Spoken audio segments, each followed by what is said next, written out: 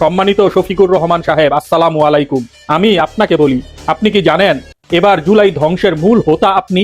জনগণ বিশ্বাস করে আপনাকে ভোট দিয়েছিল। কত পরিমাণ ভোট আপনি পাইছেন তা কি আপনি জানেন? সরকার গঠনের সম্পূর্ণ ম্যান্ডেট জনগণ আপনাকে দিছিল।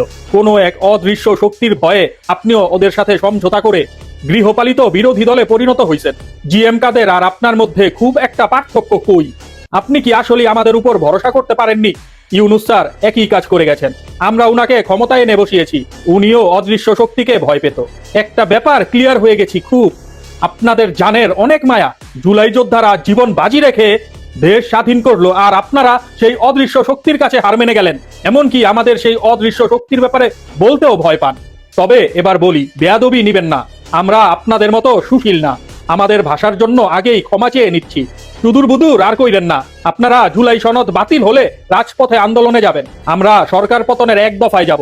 আপনারা যদি জনগণের হয়ে এক দফার ডাক দিতে পারেন তাহলে আসেন, নয়তো হুদাই রাস্তায় ভিড় কইরেন না। এক দফা বিপ্লবী সরকার চাই, বিএমপি টিএমপি চোদার টাইম নাই। Mind it.